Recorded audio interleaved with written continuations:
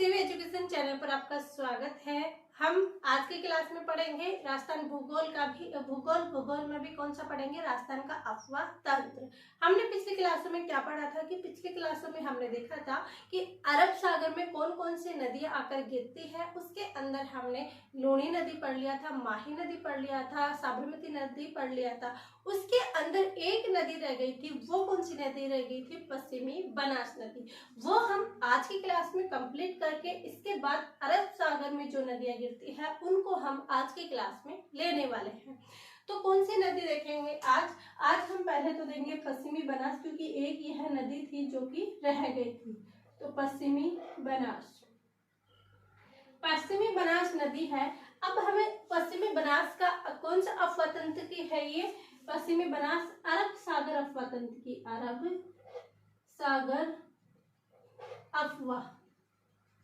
अरब सागर अफवाह तंत्र की यह नदी है। अब हमसे पूछा जाए कि पश्चिमी बनास नदी का उद्गम कहाँ से होता है, तो हम इसका उद्गम देखेंगे। तो इसका उद्गम कहाँ से होता है? इसका उद्गम कहाँ से होता है? नया सानावाड़ा सिरोही से। कहाँ से उद्गम होता है इसका? नया सानावाड़ा सिरोही से पश्चिमी बनास नदी का उद्गम होता है। और अगर हमसे पूछा जाए कि इसका विलय कहाँ होता है, तो आपको पता है कि हम अरब सागर का अफवाह तंत्र पढ़ रहे हैं, तो सारी नदियां कहाँ जाके गिरेगी? गुजरात के कच्छ के रण में। तो इसका विलय कहाँ होगा? कच्छ के रण में। तो इसका विलय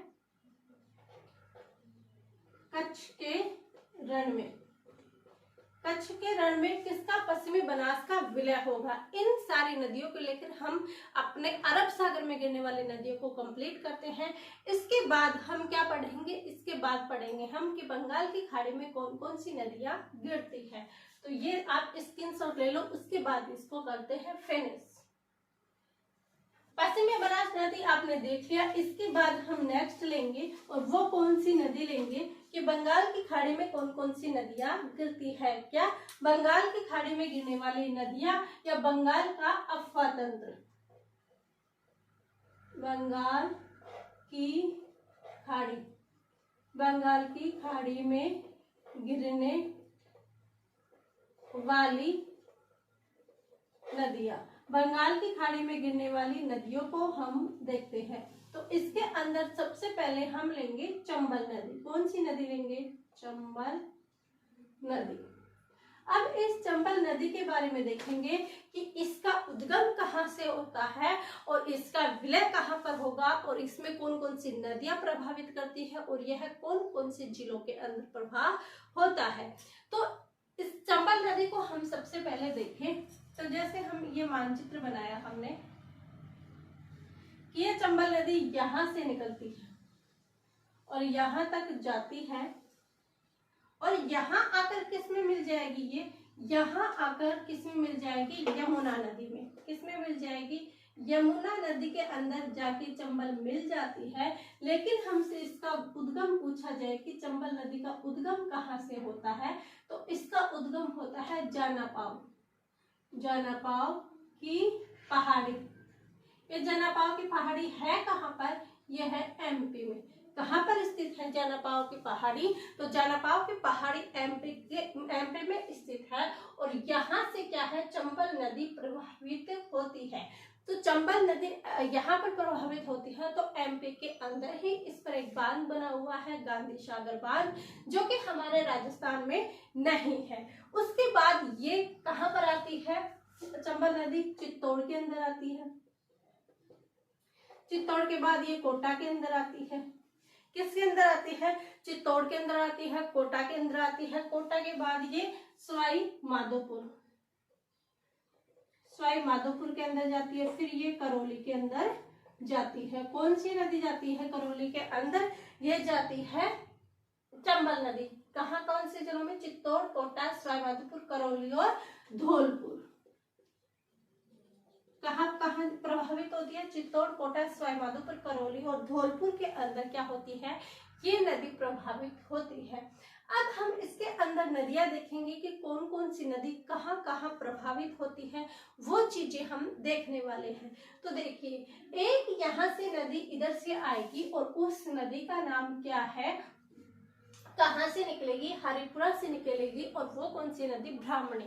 तो ब्राह्मणी किसका भजन करेगी, हरि का भजन करेगी। क्या से, हरि का भजन करके कौन सी नदी निकलेगी, ब्राह्मणी नदी निकलेगी। तो आप कैसे याद रख सकते हैं कि हरिपुरा की पहाड़ी, हरि से याद रखें, हरिपुरा के पहाड़ी चित्तौड़ से कौन सी नदी निकलेगी, ब्राह्मणी नदी निकलेगी, और ये चित्तौड़ के अंदर मिल जाएगी। तो यहाँ पर एक नदी निकलेगी और उसका नाम है ब्राह्मणी नदी, ब्राह्मणी नदी। और इस ब्राह्मणी नदी का उद्गम कहाँ से होता है, तो इसका उद्गम मैंने अभी बोला आपको, हरिपुरा की पहाड़ी। कैसे याद रख सकते हैं कि ब्राह्मणी वो हरि के भजन करके निकल रही है, हरि के भजन करके निकल रही है चित्तौड़ से, चित्तौड़ में आगे मिल जाएगी। हरि का भजन करके हम ब्राह्मण बन गए, तो कौन सी होगी, ब्राह्मणी नदी। ऐसे आप याद रखने के से ऐसी कहानी बनाकर आप याद रख सकते हो कि हरिपुरा की पहाड़ी कहाँ से निकल, हरिपुरा की पहाड़ियों से कौन सी नदी निकलती है, तो वो कौन सी नदी निकलती है, ब्राह्मणी नदी निकलती है। उसके बाद एक नदी यहाँ पर आती है, मेज नदी। कौन सी नदी, मेज नदी। और इस मेज नदी है, इसके अंदर एक नदी और आके मिलती है। क्या, एक नदी और आके मिलती है, उस नदी का नाम क्या है, माकली नदी। तो यहाँ पे एक नदी और आके इसके अंदर मिलती है, और उस नदी का क्या नाम है, माकली नदी, माकली नदी। तो मेज नदी और माकली नदी दोनों मिलकर प्रभावित होती है, और दोनों आकर किस नदी में मिलती है, चंबल नदी में मिलती है। दूसरा आप ऐसे याद रख सकते हैं कि मेज नदी की सहायक नदी कौन सी है, माकली नदी। एग्जाम में आ सकता है। तो मेज के साथ माकली मिलके ये कहाँ पर पहुंच जाते हैं, ये चंबल नदी के अंदर इसका विलय हो जाता है। अब यहाँ बात आती है कि इसका उद्गम कहाँ से होता है, तो इसका उद्गम जो होता है वो उपरमाल का पठार से होता है। तो इसका उद्गम कहाँ से होता है, इसका उद्गम उपरमाल का पठार, उपरमाल का पठार से इस नदी का मेज का उद्गम होता है, और इसमें माकली नदी आकर मिलती है। कौन सी नदी, माकली नदी आकर मिलती है। ये हमने देख लिया कि हरिपुरा की पहाड़ी से कौन सी नदी निकलती है, ब्राह्मणी नदी निकलती है, और उपरमाल के पठार से कौन सी नदी निकलती है, हम ये यहाँ पर लिखेंगे। हरिपुरा की पहाड़ियों से कौन सी नदी निकलती है, तो हरिपुरा की पहाड़ियों से कौन सी नदी निकलती है, ब्राह्मणी नदी। हरिपुरा की पहाड़ियां, हरिपुरा की पहाड़ियों से ब्राह्मणी नदी निकलती है, और ये माकली नदी मेज नदी की सहायक नदी है, और उपरमाल के पठार से मेज नदी निकलती है। ये दो नदियां किस नदी में आकर निकलती है, चंबल नदी के अंदर आके गिरती है। उसके बाद कौन सी नदी है, एक नदी आती है कुशल नदी। क्या आती है, कुशल नदी। इसको कुशल भी आता है और कुशल भी आता है, तो आप ऐसे कंफ्यूज मत होना कि कुशल भी आ जाए तो कुशल भी आ जाए, तो आप इसे ल भी कर सकते हो, न भी कर सकते हो। तो ये कुशल या कुशल नदी आती है, कौन सी नदी, चंबल नदी में आकर मिलती है। फिर एक नदी और आती है, और उस नदी का क्या नाम है, चाकन नदी। कौन सी नदी है, चाकन नदी। तो एक कौन सी नदी आके मिल गई, कुशल नदी आकर मिल गई, एक चाकन नदी आकर इस नदी के अंदर मिलती है। और कौन सी नदी आकर मिलती है यहाँ पर, एक यहाँ पर आती है बनास। कौन सी आती है, बनास। और इस बनास के पास ही एक सीप नदी भी आती है। कौन सी नदी आती है, सीप नदी। और इस सवाईमाधोपुर के अंदर अपना बनाते हैं, तो ऐसे ध्यान रखना, बनास और सीप यहाँ चंबल में आके मिलती है। तो एक बार हम प्रभाव वाले जिले बाद में लिखेंगे, तो सबसे पहले हम ये देख रहे ताकि आपको कंफ्यूज नहीं होगा। आपको एक बार बता दिया कि ये बहती कहाँ, इसका प्रभाव क्षेत्र कौन सा है, कौन सी नदी में कौन सी जिलों के अंदर ये बहती है। तो ये बहती कौन से जिलों में है, चित्तौड़ के अंदर ये जाती है, करौली, धौलपुर, सवाईमाधोपुर के अंदर ये बहती है। और इसमें कौन कौन सी नदी आकर गिरती है, हरिपुरा की पहाड़ियों से ब्राह्मणी नदी आकर गिरती है, उपरमाल के पठार से मेज नदी आती है और मेज की सहायक नदी महाकली नदी है, कुशन नदी आकर गिरती है और चाकर नदी आकर गिरती है और बनास और शीप आकर इसके अंदर मिलती है। किस में मिलती है? चंबल नदी में। किस में मिलती है? चंबल नदी के अंदर आके मिलती है। ये हो गई। उसके बाद हम देखते हैं कि इस साइड से कौन सी नदियां आकर इसमें मिलती है, क्योंकि चंबल नदी में पूछा जाता है कि कौन सी नदियां दाहिनी प्रवाह के अंदर बहती है और चंबल के, और कौन सी सहायक नदियां हैं जो उसके बाई तरफ बहती है। तो ऐसे क्वेश्चन आता है, तो आप ऐसे ध्यान रख सकते हैं कि ये कौन सी हो गई, ये बाई तरफ हो गई और ये दाई तरफ हो गई। तो ये बाई तरफ वाली नदियां ये हो गई, दाई तरफ वाली ये नदियां हो गई। इसके बाद हम देखते हैं कौन सी नदियां, देखते हैं कि इसके अंदर इधर से कौन कौन सी नदियां आकर बहती है। तो देवास एमपी से एक नदी निकलती है और उस नदी का नाम है काली सिंध नदी। क्या नाम है? देवास एमपी से यहां से वो निकलेगी, कौन सी नदी? काली सिंध। काली सिंध नदी निकलती है, काली सिंध नदी। और ये निकलती कहाँ से है? ये देवास एमपी से निकलती है। काली सिंध नदी कहाँ से निकलती है? देवास एमपी से निकलती है। अब हम इसमें देखते हैं कि इसमें सहायक नदियां कौन कौन सी है। तो इस काली सिंध नदी के अंदर सहायक नदियां कौन कौन सी है? तो चोली नदी है, उजाड़ नदी है, आहू नदी है, परवन नदी है। कौन कौन सी है? चोली, आहू, परवन और उजाड़। ये किसकी सहायक नदी है? काली सिंध की सहायक नदी है। तो यहाँ से निकलती है एक नदी, उसका नाम है चोली। एक यहाँ से नदी निकालेंगे हम और उस नाम का है उजाड़ नदी। और एक यहाँ से नदी आती है और उस नदी का क्या नाम है? चोली, उजाड़ और आहू नदी। आहू नदी। और इधर से एक नदी आकर मिलती है, उस नदी का नाम है परवन नदी। परवन नदी। तो अगर क्वेश्चन आता है कि काली सिंध नदियों की सहायक नदियां कौन कौन सी है, तो चोली, उजाड़, आहू, परवन। चोली, उजाड़, आहू, परवन। चोली, उजाड़, आहू, परवन। ऐसे 3-4 बार बोलोगे तो याद हो जाएगी। ये काली सिंध की नदियां हैं और काली सिंध इन नदियों को मिलाकर चंबल नदी के अंदर गिरती है। इसके अंदर आता है कि ये परवन नदी है, ये इसका उद्गम कहाँ से होता है? तो काली सिंध नदी का उद्गम देवास एमपी से होता है और परवन नदी का उद्गम